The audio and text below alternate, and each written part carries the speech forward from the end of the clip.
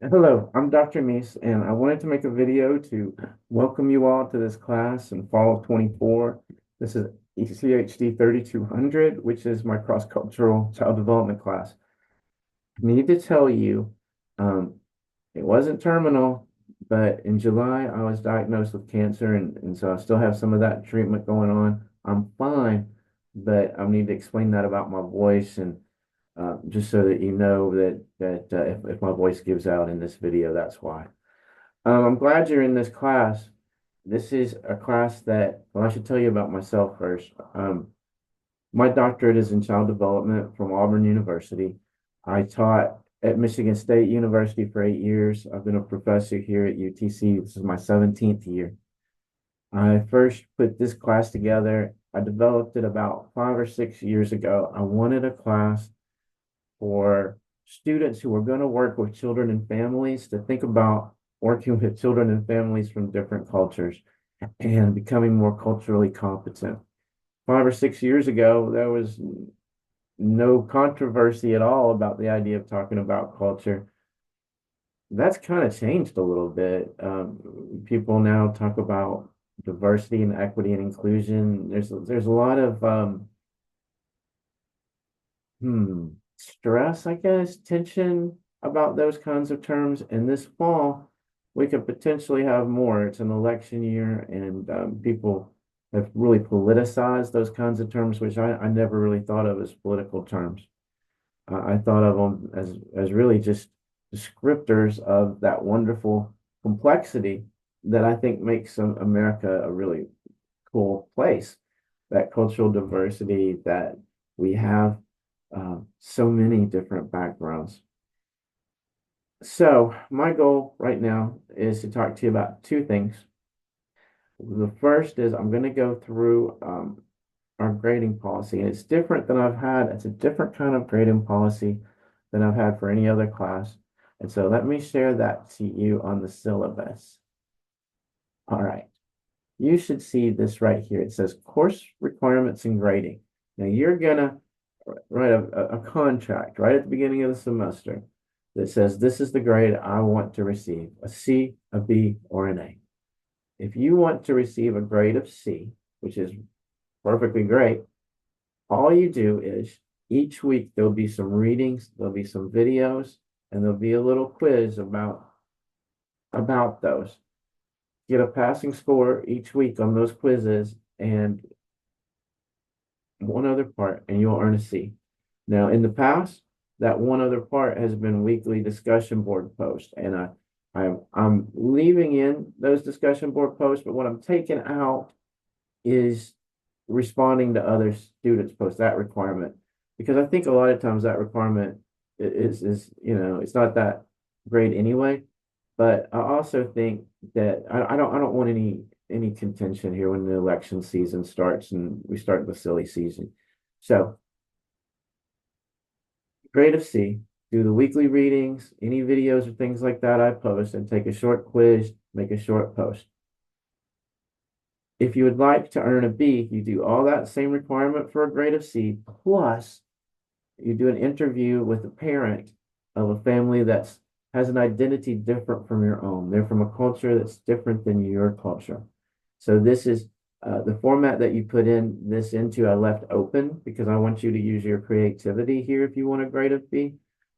It could be PowerPoints, it could be a written, like a document, it could be a video, however you want to present that information. But I do have some specific areas to make sure that you include.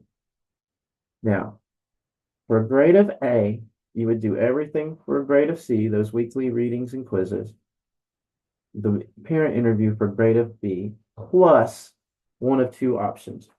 And I made the second part optional. I made an option here because of, I don't have a good word for it, but that sense of contention that I'm feeling in society right now, okay? The first option is I have three different hypothetical scenarios. You choose one of those three scenarios. Yeah, I just realized I have options within the option. That's kind of confusing. But if you choose option one, you choose one of those three scenarios and make a presentation about it. So you would, for example, I'll leave this kind of open-ended too, but I would expect that you would at the minimum have some sort of slides or a presentation and you'd video yourself presenting that and send it to me. The second option, if you should choose to do it, I have this option because my kids are 17 and 20, so they're in the same age range that most of you are in. And so when I think about the things that you've seen, like you all went through COVID, you all went through some really rough times. I think about my children's perception, and that helps me think about what you've seen. And one of the things that I know they didn't have a lot of firsthand knowledge with that has a real impact on our children today and the cultures that our children live in today um, is the civil rights movement and how that impacted education, for example. In the 1980s, when I was where you are, um, PBS made this documentary series, which was really powerful because it's based on primarily on two things. One is using actual footage, the actual newscast and footage that was shown in the 1950s and the 1960s about the civil rights movement. And then it had people who were alive in the 1980s reflecting on their experiences in the 1950s and 1960s. And so for me, in the 80s, this was showing me things that I didn't see, I wasn't alive for, but people that were still walking around were alive for and experienced. And that's the case for you. There are a lot of things that you haven't seen, but that there's people walking around today that saw them, or they're the children, first generation of people that were involved in those situations, just like you are. Um, but you're not, you see the effects of those things, but you may not really understand the cause. And so I included that as the second option. Each week we'll watch an episode from this documentary series called Eyes on the Prize and write a short reflection on it. So I'm going to give you a statement about that because it's using those original footage. You see things that are hurtful and things that are difficult. For example, in the 1950s, one of the things that started the civil rights movement is the pictures of Emmett Till's dead body were broadcast nationwide. You'll see that. You'll see the Ku Klux Klan. You'll see rioters. You'll see. You'll hear some really strong, hateful language that was used at the time, and you'll hear people a generation later reflecting back on that, a generation before our time now. So if you choose this, you're going to see and hear some things that can be disturbing, but that I do not think violate the divisive concept law in Tennessee, which is the second thing I'm going to talk about. So let me just recap that. For a grade of C, you would do weekly readings and pass a weekly quiz and make a weekly post. For grade of B, you would do everything for grade of C, plus you would do a project where you interview a family of a different background than your own.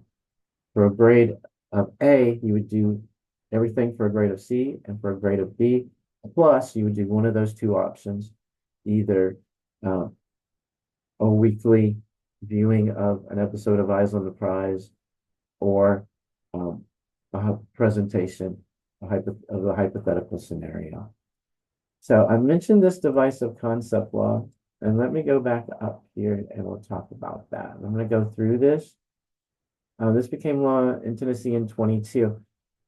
Again, when I started a class about children and families and culture, I didn't really have any idea that it was going to become the issue that it's become. But when I read through these divisive concepts, I don't think there's any way that this class comes into contact with them. But basically, this first part says that we can't talk about these things. And these are the divisive concepts. First, that one race or sex is inherently superior or inferior to another race or sex. Well, they're not. So that's easy. Two, an individual by virtue of their race or sex is inherently privileged, racist, sexist, or oppressive, subconsciously or consciously. I can't talk about what any individual is. Individuals are who they are, and within every large group, each of us are an individual person.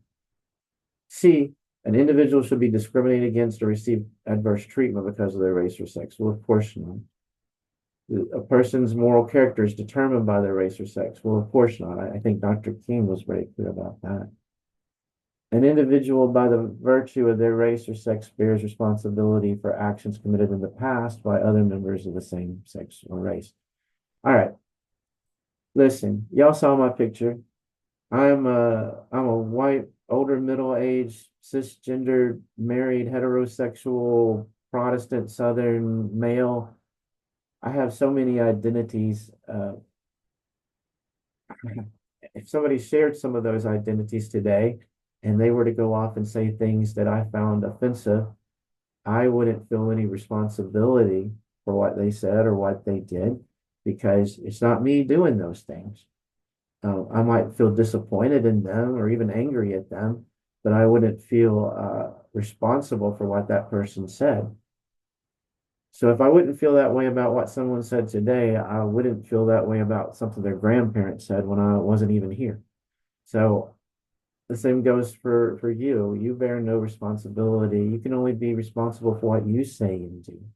You can, we're all in charge of ourselves, and we can't dictate someone else's actions. Number F, an individual should feel discomfort, guilt, sex solely because of their race or sex. Well, that goes back to what I just said. Number G, a meritocracy is inherently racist or sexist or designed by a particular race or sex to oppress. I'm not even sure I know what a meritocracy is, so I'm sure I don't do that. The state of the United States, this state, which would be Tennessee, is fundamentally or irredeemably racist or sexist. Well, I don't believe that. I do believe this state and this nation have done things that were racist and sexist, and it would be silly not to think that. But I don't follow that irredeemably thing. In fact, quite the opposite. I'd say, I'll tell you, I'm pretty much an American exceptionalist. I love America. I think this is an amazing and wonderful nation. I think that because of the richness, this tapestry of all of our different backgrounds coming together. Now, when I say I'm an American exceptionalist, it doesn't mean that I believe that America has never made any mistakes, because of course America has made mistakes. But I think one of the things that makes us great is the things that we've learned from those mistakes and the way we've come together to overcome those mistakes. Those are some of our proudest moments. So that's quite in the contrary of that word irredeemable.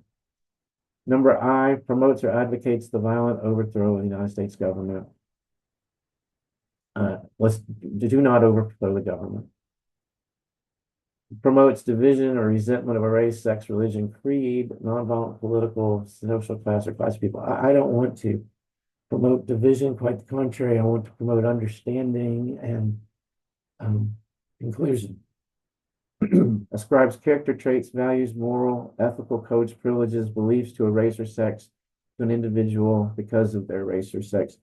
Okay, that's what I would call ethnic gloss, which is saying that someone from a particular group is all the same, and that's just silly to think such a thing.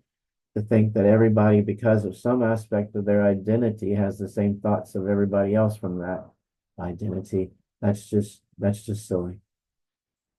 L, the rule of law does not exist, but instead is a power relationship and struggle among racial or other groups. Well, I guess the fact that we have this law is some evidence that the rule of law does exist.